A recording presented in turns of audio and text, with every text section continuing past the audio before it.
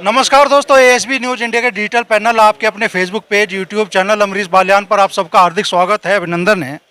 मुजफ्फरनगर में आज यूपी सरकार में कैबिनेट मंत्री बनने के बाद पहली बार अनिल कुमार जी ने अधिकारियों के साथ समीक्षा बैठक की। अनिल जी, आज कुछ गिले शिकवे दूर हुए नहीं हुए, आज समझा दिया अधिकारियों ने? नहीं, गिले शिकवे काहे के थे। आप ये कह रहे थे सरकार में रह के भी दबदबा नहीं चल रहा, अधिकारी बात नहीं सुन रहे। हल्की सी आज चुड़ी चढ़ाई ना, चढ़ाई हल्की सी चढ़ाई, फिर पाना लगाऊंगा इस पर, ठीक कर देंगे आगे। किन किन विभागों में खामियां देखी आप? देखो, सभी विभागों की समीक्षा हुई है आज, और कुछ विभागों ने अच्छा कर रहे हैं, कुछ विभाग कमज़ोर स्थिति में नजर आ रहा है, उन्हें दिशा निर्देश दिए गए हैं। और देखो, हम लोग ये चाहते हैं, एनडीए की सरकार है केंद्र में भी और उत्तर प्रदेश में भी सरकार, डबल इंजन की सरकार है। जो सरकार की योजनाएं हैं, जो जनता को लाभान्वित करने वाले कल्याणकारी योजनाएं हैं, वो जनता तक पहुँचे। मकसद प्रशासन का भी यही होना चाहिए और जनप्रतिनिधियों का भी यही होना चाहिए, सरकार का भी होना चाहिए। सरकार के साफ मंशा है कि आखिरी व्यक्ति तक हमारी हर योजना का लाभ जो है व्यक्ति को मिले, और गरीब आदमी, आम आदमी, किसान, मजदूर, नौजवान यही सरकार से उम्मीद और अपेक्षा करते हैं। वो किसान ये उम्मीद करता है कि उसके फसल का अच्छा भाव मिल जाए, नौजवान ये महसूस करता है उसको नौकरी मिल जाए, गरीब आदमी ये महसूस कर मेरी कुछ मदद हो जाए शादी में, ब्याह में।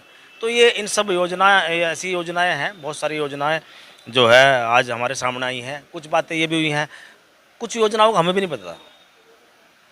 तीसरी बार हम लोग विधायक हैं, मिनिस्टर हो गए, आज अधिकारियों को स्पष्ट निर्देश ये भी दिया गया है, तमाम जितने भी जनप्रतिनिधि हैं, हमारे एमपीज़ हैं, हमारे एमएलएज़ हैं, हमारे एमएलसीज़ हैं, जो सरकार की योजनाएं हैं, क्योंकि सरकार की योजना शासन के माध्यम से संबंधित अधिकारी पे, जिला अधिकारी के माध्यम से संबंधित अधिकारी पहुंचती है, जनप्रतिनिधियों पे कोई उसका रिकॉर्ड उपलब्ध नहीं होता।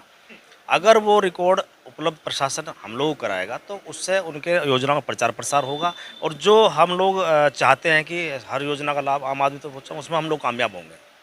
तो विपक्ष के विधायक के तौर पे भी आप बैठकों में शामिल रहे होंगे, आज कैबिनेट मंत्री के तौर पे आप शामिल रहे, अधिकारी के रवैया में कितना अंतर है? सौभाग्य की बात है, मेरे लिए बड़े सौभाग्य की बात है।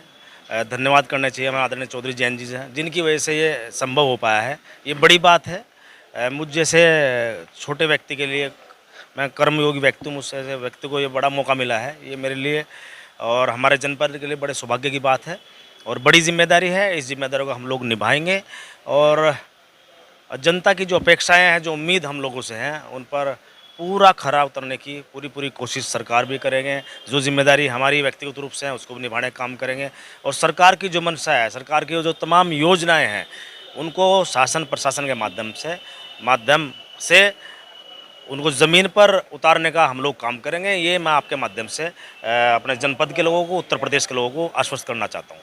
विशेष तौर पर कौन कौन से विभाग थे जिन्हें ताकीद किया गया? स्वास्थ्य विभाग पर थोड़ा सा गर्म नजर आया।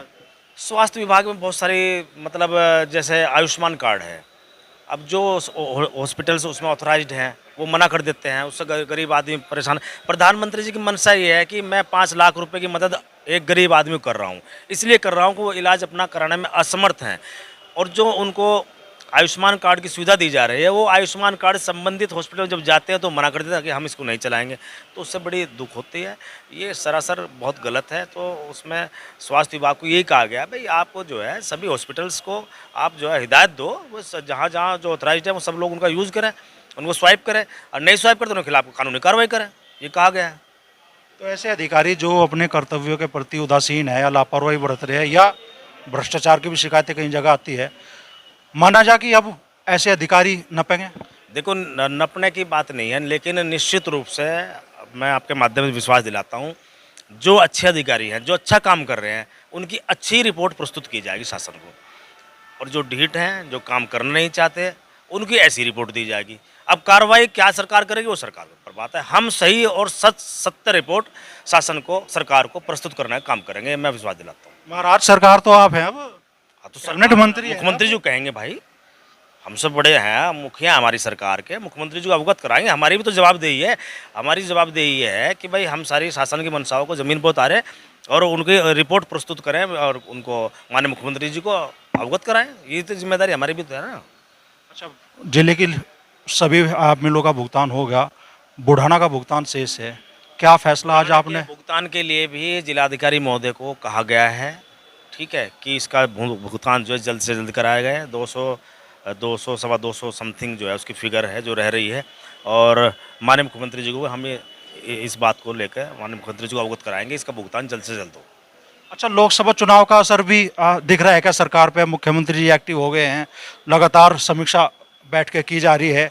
लोकसभा चुनाव का जो परिणाम आया उसकी वजह से भी सरकार एक्शन मोड में है क्या? सरकार पहले भी एक्शन मोड में थी। देखो पिछले 3 महीने तक चुनाव का कार्यकाल रहा, उसमें मान लो समीक्षा नहीं हो पाई थी। 3 महीने तक कामकाज तो सरकार के चलते रहते हैं, भले ही चुनाव हो।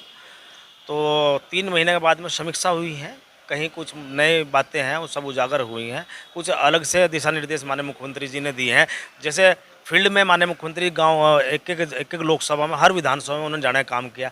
कुछ ज़मीनी हकीकत, ज़मीनी रिपोर्ट माननीय मुख्यमंत्री जी को जनता ने, कार्यकर्ताओं ने अवगत कराने का काम किया। उन सब संबंधित बातों को लेकर माननीय मुख्यमंत्री जी ने जनता के हित में, प्रदेश की जनता के हित में आवश्यक दिशा निर्देश हम सब लोगों, मंत्रिपरिषद की बैठक लेकर हम लोगों को भी दिए हैं, और अधिकारियों की जो प्रमुख सचिव हैं विभागों के, उनको अलग से बैठक लेकर उनको भी दिशा निर्देश दिए हैं, कैबिनेट में भी दिए गए हैं। तो ये अच्छी पहल है माननीय मुख्यमंत्री जी की।